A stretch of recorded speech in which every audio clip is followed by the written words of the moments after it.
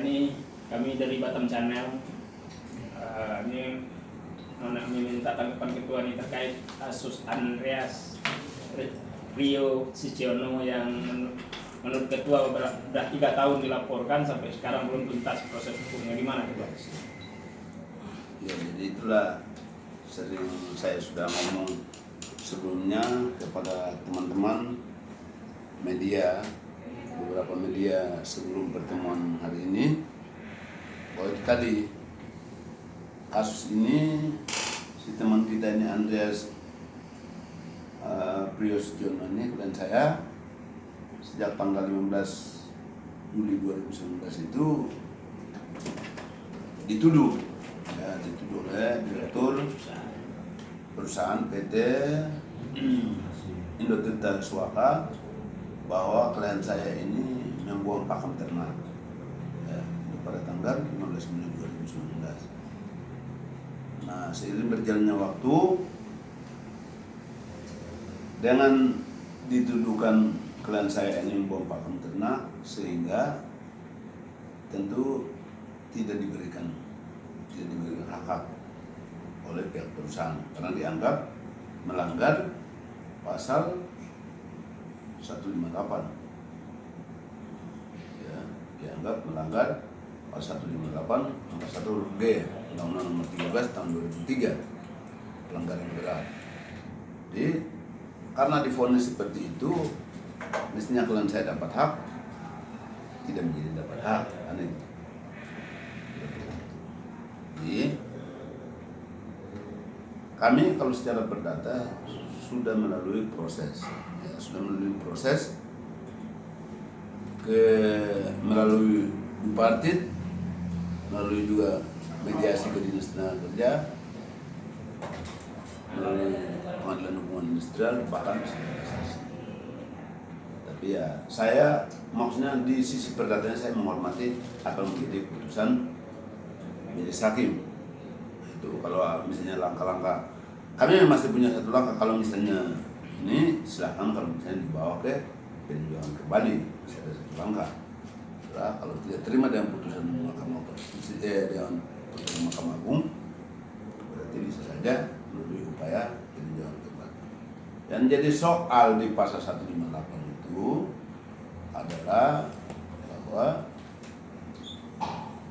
mestinya ada putusan Mahkamah Konstitusi terbaru itu mengamanatkan, bukan Mahkamah Konstitusi, ada putusan Mahkamah Konstitusi itu mestinya harus diuji dulu. Tuduhan ini harus diuji ke pengadilan pidana, uji materi, bahwa apakah benar tuduhan tersebut. Sehingga pada tanggal ya, sambil berjalannya perdata tadi kita jalan juga. Klien saya itu pada tanggal 8 Agustus 2019 ya membuat laporan polisi di Polresta Barera. Lalu Polresta Barera merekomendasikan perkara atau laporan polisi tersebut, laporan yang dilakukan oleh klien saya tersebut ke pihak penyidik atau ke wilayah Polsek Sekupang. Kurang lebih hampir berjalannya 3 tahun ini perkara ini sepertinya berjalan di tempat. Walaupun ya ada komanya, walaupun ada SP2HP yang diberikan pihak penyidik itu sudah sebanyak 9 kali. Ya. Mulai sejak SP2HP tanggal 26 Agustus 2019 sampai dengan yang terakhir itu tanggal 30 Agustus 2020 SP2HP yang ke-9 itu. Kalau saya lihat dari bunyi SP2HP itu hampir proses itu di tempat. Ke-8 ke-9 itu polisi menyatakan, penyidik ya dalam hal ini, penyidik menyatakan bahwa mereka dapat hambatan. Apa itu hambatannya? Saya baca itu ya. Penyidik di poin ketiga, hambatan yang kami temui dalam proses penyidikan antara lain, PT Indotirta Suaka sampai saat ini belum memberikan video pembuangan pakan ternak yang diduga dilakukan oleh saudara Andre Priyo Suciono yang terjadi di Pulau Bulan kepada penyidik atau penyidik pembantu Polsek Sekupang. Itu yang pertama, hambatan pertama. Hambatan kedua yang polisi alami adalah PT Indo Tirta Suaka sampai saat ini belum mengabulkan permintaan dari Polsek Sekupang untuk pendampingan ke tempat kejadian perkara di Pulau Bulan dengan alasan karena sesuatu hal. Karena itu surat resmi ya, ini surat resmi SP2HP yang dikirimkan oleh pihak Polsek Sekupang kepada klien saya. Nah kalau ini terjadi, saya pandang dari sisi hukumnya, ini seolah-olah ini ada pihak perusahaan PT Indo Tirta Suaka, maksudnya seolah-olah membuat fair waktu, artinya bisa mengatur penyidik ini. Padahal sebenarnya nggak boleh. Andai kata saja terjadi dugaan tindak pidana ada di suatu tempat kejadian perkaranya ada di Pulau Bulan, mestinya polisi harus turun sana nih. Ya. Kalau kamu menundukkan itu kepada klien saya, kamu harus buktikan mana video. Ini Pak Polisi, ini ada videonya, Pak Penyidik ini videonya ada. Yang saya bilang video ini barangnya. Tapi penyidik bilang kami ada hambatan. Sampai hari ini PT Indo Tirta tidak memberikan itu kepada penyidik. Yang kedua, penyidik mau turun ke tempat kejadian perkara yaitu Pulau Bulan. Tapi sampai hari ini mereka batasin penyidik. Kami belum punya kesempatan katanya untuk mendampingi saudara ke tempat saya, ke tempat kejadian perkara. Padahal di undang-undang jelasin, undang-undang kepolisian jelas itu bahwa polisi ini diberikan wewenang penuh untuk menangani setiap tindak pidana, termasuk datang ke tempat kejadian perkara, ya, meminta barang bukti, menyita barang bukti, dan olah TKP ya. Itulah polisi punya kewenangan ada di tempat di situ. Sekarang jadi soal adalah ada terjadi tindak pidana. Polisi ini mau turun nih, penyidik ini. Untuk olah Tapi TKP. seolah-olah penyidik dalam hal ini pihak kepolisian Polsek Sekupang dihalang-halangi untuk datang ke tempat kejadian perkara. Wah, saya pikir kalau itu pun ada pembunuh misalnya, taruhlah pelaku itu. Sekarang bisa saja pelaku udah 3 tahun yang tahu udah kemana. Kalau pergi aja merantau atau nyebrang udah di Amerika, udah di Jerman, udah kemana. Ini 3 tahun Pak. Ada terjadi tindak pidana ini, dugaan tindak pidana. Mestinya kan tuk. Polisi harus turun ke tempat kejadian perkara.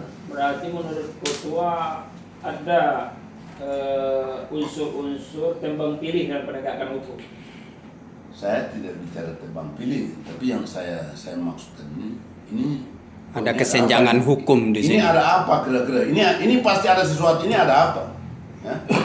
Saya bukan soal tebang pilihnya, tapi asal kalau ada sesuatu peristiwa pidana, seingat saya itu polisi harus bertindak cepat. Harus cepat olah TKP dan mereka selidiknya ya. datang ke tempat kita. Benar nggak terjadi Nah. peristiwa tindak pidana? Siapa saksinya? Mana barang buktinya? Tetapi sampai saat ini untuk olah TKP itu tidak bisa Polisi dilakukan. tidak diizinkan Ya. untuk dapat datang ke tempat kejadian perkara. Dan itu. Ini jelas-jelas barang ini disampaikan. Berarti di sini pihak pengusaha sudah mengatur yang namanya hukum. Kalau itu nanti teman-teman, tanya sama penyidik. Ya. Tanya sama, kalau saya bilang gitu tanpa maju juga saya. Teman-teman media lah nanti nanyakanlah ke. Tapi yang jelas saya sebagai warga negara, di samping sebagai penasihat hukum, sebagai warga negara, bagaimana sudah didampingi orang sudah menjadi korban, masih dampingi penasihat hukum aja menjadi hambatan begini. Apalagi masyarakat biasa tidak punya biaya, misalnya dia datang sendiri melapor, oh ini perkara nggak tahu mau jadi apa nih perkara. Jujur aja, ini klien saya ini orang miskin tidak punya apa-apa. Bahkan kemana-mana 1 sen 2 belas 7 pun saya tidak pernah ambil dari biaya perkara. Saya membantu secara sukarela. Berarti selama 3 tahun kasus ini mangkrak, kasus ini tidak berjalan, berarti pihak penyidik tidak bekerja. Ya kalau saya lihat sih ya, kalau kita bilang tidak bekerja, mereka ada kasus SP2HP 1-9 kan itu. Ya, hanya Cuma sebatas bekerjanya ini yang jadi tanda tanya. Makanya saya bilang, saya ingat kata-kata ada konten ada yang disampaikan oleh Pak Kapolri. Polisi ini sedang lagi bekerja secara profesional, institusinya ya. Ya.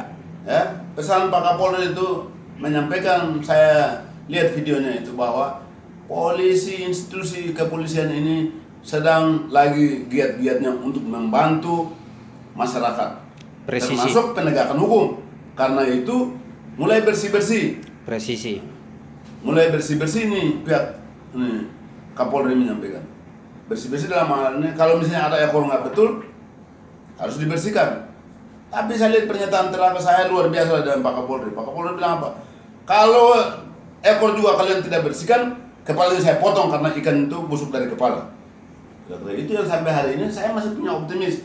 Karena itu saya bilang kalau perkara ini, ya saya pakai step by step. Tadinya Polres, tapi di over ke Polsek. Kami sudah menyampaikan tanggal 20 tanggal 6 ya. Tanggal 6 Desember 2021 itu kemarin. Karena dengan prosesnya jalan di tempat, maka saya selaku sebagai kuasa hukum sudah menyurati Bawasidik di Reskrim Polda Kepri. Dan ada langkah maju pada saat itu, tanggal 23 menjelang 2 minggu lebih terjadi gelar perkara. Gelar perkara itu ada 3 isinya. 1, penyidik segera melaksanakan hasil gelar perkara tanggal 27 Februari 2020. Oh, berarti sebelumnya sudah ada gelar perkara, tapi termasuk klien saya dan saya selaku sebagai penasihat hukum tidak tahu apa isi gelar perkara. Tidak dilibatkan juga, tidak diberitahu juga. Oke, katakanlah tidak dilibatkan, tapi paling kurang diberitahu kan. Tapi ini tidak diberitahu juga. Tanggal 27 Februari 2020 itu ada gelar perkara. Itu hasil dari gelar perkara tanggal 23 Desember 2021 baru saya dapat itu rekomendasi yang dikirim dari Bawasidik di Reskrim Polda Kepri. Saya lihat itu, 1 adalah penyidik segera melaksanakan hasil gelar perkara tanggal 27 Februari 2020. Yang pertama. Yang kedua, penyidik segera memanggil pelapor untuk memberikan keterangan tambahan. Yang ketiga, itu sudah ya, itu saya sudah dampingi klien saya dan sudah diminta keterangan tambahan. Yang ketiga isinya adalah bahwa periksa ahli. Apakah sekarang penyidik sudah periksa ahli atau belum? Monggo, saya sendiri belum dapat berita sampai saat ini.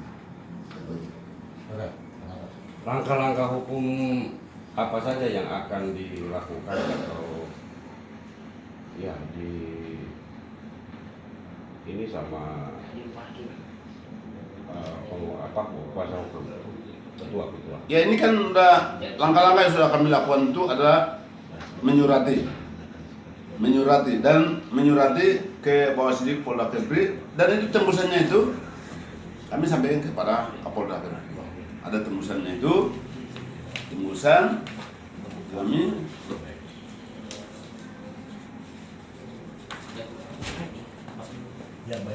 tembusannya itu yang terhormat Kabid Bitkum Polda Kepri di Batam, Kabid Propam Polda Kepri di Batam, klien kami.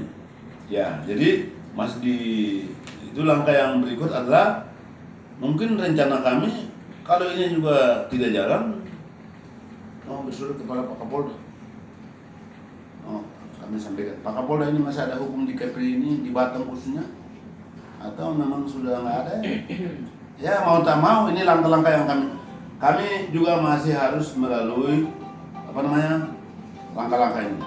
Sampaikan ke Pak Kapolda, mana tahu beliau dalam perkara ini beliau belum dengar sama sekali. Ya, kami akan suratin ke Pak Kapolda. Kalau juga tidak juga